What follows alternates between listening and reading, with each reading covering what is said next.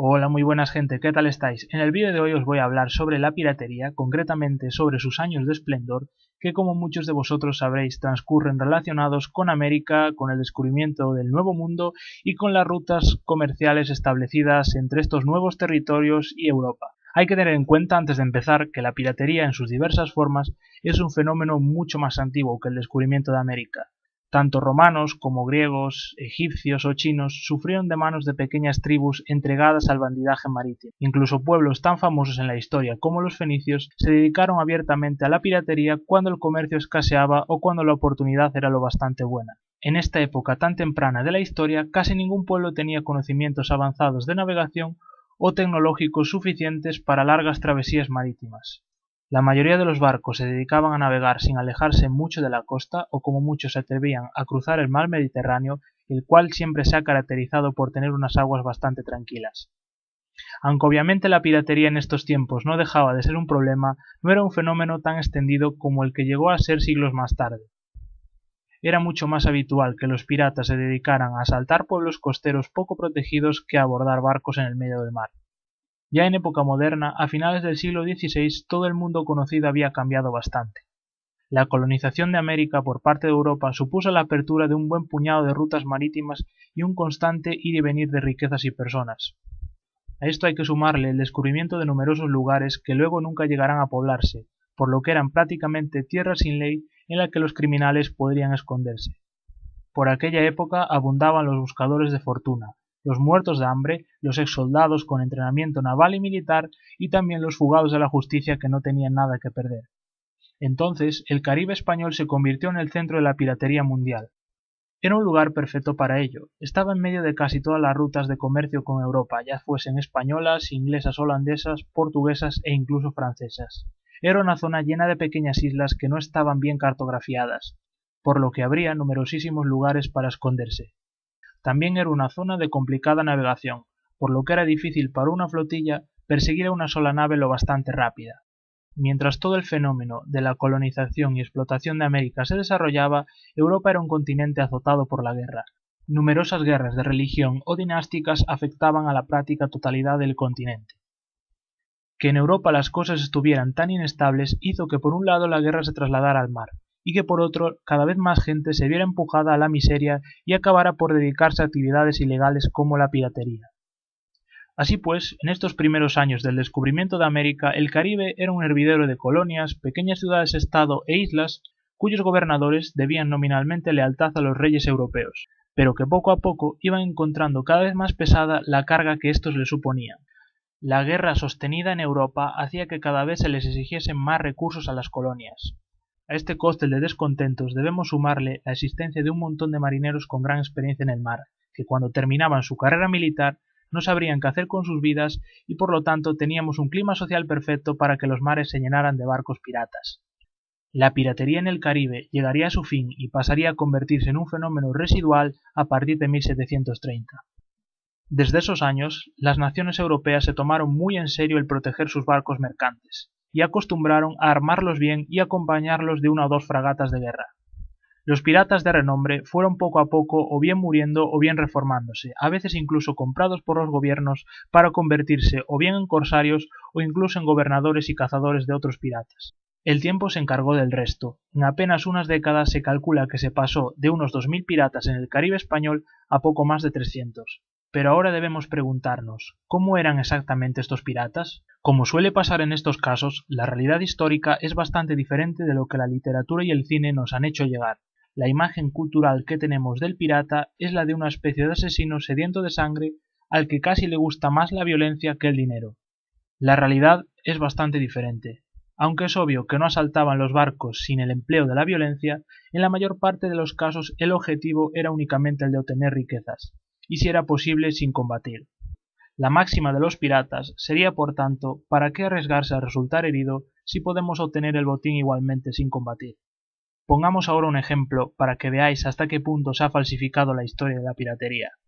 El famoso pirata Barba Negra nos ha llegado a través de la literatura y el cine como un auténtico monstruo, y según los registros históricos nunca hizo daño a ningún prisionero. Utilizaba más la astucia que la fuerza y gobernaba su flota con el consentimiento de sus marineros. El propio Barba Negra fue el que originó su mito. A la hora de abordar un barco se colocaba largos cabos de cuerda ardiendo en el sombrero y en la ropa, para asustar a sus enemigos y hacerles creer que era una especie de demonio. Como contraejemplo de la falsedad de muchas fuentes que hablan sobre la piratería, tenemos al sanguinario Henry Morgan, que acabó siendo nombrado caballero del Imperio Británico y gobernador de Jamaica. Lo más importante que debemos tener en cuenta sobre la piratería es que era un fenómeno muy complejo.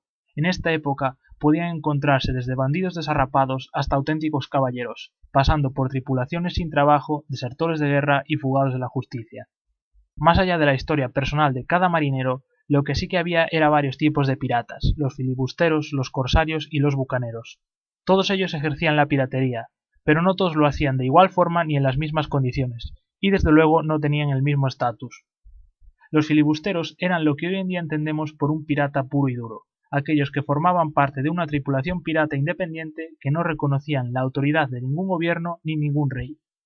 Todas estas tripulaciones filibusteras, impulsadas tanto por el hambre como por la codicia de obtener los tesoros de oro y plata españoles, fueron un verdadero problema en el Caribe durante muchísimo tiempo. Los corsarios, por contra, eran piratas, por así decirlo, oficiales, tripulaciones autorizadas por un determinado gobierno para asaltar barcos de las naciones enemigas. El documento por el que se le autorizaba a unos navegantes esta forma de piratería institucionalizada se llamaba patente de corso, de ahí el nombre de corsario. Por supuesto, la figura del corsario no dejaba de ser una cuestión de punto de vista. Por ejemplo, tenemos al corsario Francis Drake, que era un héroe para los ingleses y un sanguinario ladrón sin escrúpulos para los españoles. Como veis, el corsario no dejaba de ser un siervo al servicio de uno u otro rey, al que tenía por tanto que entregarle una parte de su botín. Hay que tener en cuenta también que los corsarios podían acceder a los puertos de la nación que los patrocinaba sin riesgo alguno de ser apresados. Por último tenemos al tercer grupo, el de los bucaneros, con patente de corso o sin ella. Estos no se dedicaban al bandidaje marítimo, aunque hacían también del mar su territorio. Lo común entre ellos era asaltar pueblos costeros o puertos de comercio poco defendidos. Organizaban acciones muy rápidas para evitar que las guarniciones o flotillas de guerra cercanas pudieran racionar a tiempo. Por tanto, lo que hacían era llegar rápidamente a un sitio, saquear todo lo que podían y volver a huir a toda prisa a esconderse. La parte final del vídeo me gustaría dedicarla a hablar sobre mitos de la piratería. Como os decía antes, la historia real de la piratería difiere muchísimo de lo que dicen las novelas o las películas. No todos los piratas eran bandidos sanguinarios y realmente los que empleaban la violencia de forma generalizada eran una minoría. La mayor parte de los asaltos realizados por los piratas se producían sin demasiada violencia.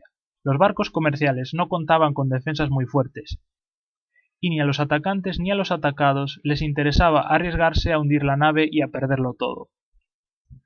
También hay que pensar que cuanta menos violencia se utilizara, menos posibilidades había de atraer la atención de uno u otro ejército y acabar perseguido por las flotas de todo el Caribe. Como os comenté en el caso de Barba Negra, los piratas confiaban en el miedo como una herramienta para asaltar los barcos sin pegar un solo tiro. Alzaban su bandera negra, alcanzaban rápidamente a los barcos mercantes grandes y muy pesados por lo que difícilmente podían huir y se lanzaban armados hasta los dientes, vestidos de formas muy extravagantes o semidesnudos, asustando así a los comerciantes para negociar una rendición y la entrega de parte del cargamento de forma pacífica. La bandera pirata es otro de los mitos que ha llegado hasta nuestros días. El conocido símbolo, con dos tibias en cruz y una calavera, fue en realidad muy poco usado en esta época. Lo más normal era sencillamente usar un trapo negro, pero algunas tripulaciones elaboraron todavía más sus banderas precisamente para asustar. Por esta misma razón, los diseños de las banderas pirata mostraban símbolos relacionados con la muerte, ya sean esqueletos, demonios o relojes de arena. Así pues, la bandera pirata que hoy conocemos es solo uno más del enorme abanico de diseños del momento. Por supuesto, la bandera pirata solo era alzada en caso de abordaje. Una táctica muy habitual eran los ataques de falsa bandera. Al avistar un barco mercante, la tripulación pirata alzaba la bandera del país de dicho barco, para que éste le permitiera acercarse sin huir. Cuando el barco pirata estaba a la distancia adecuada, se alzaba la bandera negra y empezaba el abordaje. Otro mito más acerca de la piratería es el de que las tripulaciones vivirían en pésimas condiciones, estarían gobernadas de forma tiránica y cruel y sufrirían un motín violento tras otro. En realidad, estas condiciones tan duras describen mucho mejor la vida en los barcos militares de la época, en los que la disciplina era terriblemente estricta, los castigos por casi cualquier cosa eran muy severos, los marineros pasaban hambre y sed por sistema y las enfermedades como el escorbuto campaban a sus anchas. Las tripulaciones de los barcos pirata eran bastante más liberales, si me permitís la expresión, y como vivían del saqueo y no de un sueldo, podrían tomar tierra en algún puerto seguro cuando quisiesen, y probablemente tendrían mejores condiciones de vida que en un barco de guerra. Y bueno, con esto llegamos al final del vídeo. Como siempre, espero que os haya gustado. Ya sabéis que si queréis podéis comentar algo. Un saludo y nos vemos en el próximo. Chao. A finales del siglo XVI todo el mundo conocido había cambiado bastante. La colonización de América por parte de Europa supuso la apertura de un buen puñado de rutas marítimas y un constante ir y venir de riquezas y personas. A esto hay que sumarle el descubrimiento de numerosos lugares que luego nunca llegarán a poblarse, por lo que eran prácticamente tierras sin ley en la que los criminales podrían esconderse. Por aquella época abundaban los buscadores de fortuna, los muertos de hambre, los exsoldados con entrenamiento naval y militar y también los fugados de la justicia que no tenían nada que perder. Entonces el Caribe español se convirtió en el centro de la piratería mundial. Era un lugar perfecto para ello, estaba en medio de casi todas las rutas de comercio con Europa, ya fuesen españolas, inglesas, holandesas, portuguesas e incluso francesas. Era una zona llena de pequeñas islas que no estaban bien cartografiadas, sin alejarse mucho de la costa, o como muchos se atrevían a cruzar el mar Mediterráneo, el cual siempre se ha caracterizado por tener unas aguas bastante tranquilas. Aunque obviamente la piratería en estos tiempos no dejaba de ser un problema, no era un fenómeno tan extendido como el que llegó a ser siglos más tarde. Era mucho más habitual que los piratas se dedicaran a asaltar pueblos costeros poco protegidos que a abordar barcos en el medio del mar. Ya en época moderna, a finales...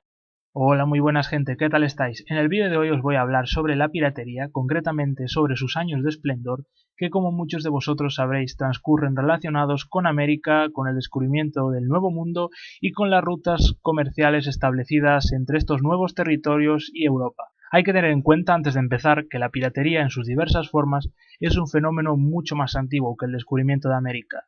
Tanto romanos como griegos, egipcios o chinos sufrieron de manos de pequeñas tribus entregadas al bandidaje marítimo. Incluso pueblos tan famosos en la historia como los fenicios se dedicaron abiertamente a la piratería cuando el comercio escaseaba o cuando la oportunidad era lo bastante buena. En esta época tan temprana de la historia, casi ningún pueblo tenía conocimientos avanzados de navegación o tecnológicos suficientes para largas travesías marítimas. La mayoría de los barcos se dedicaban a navegar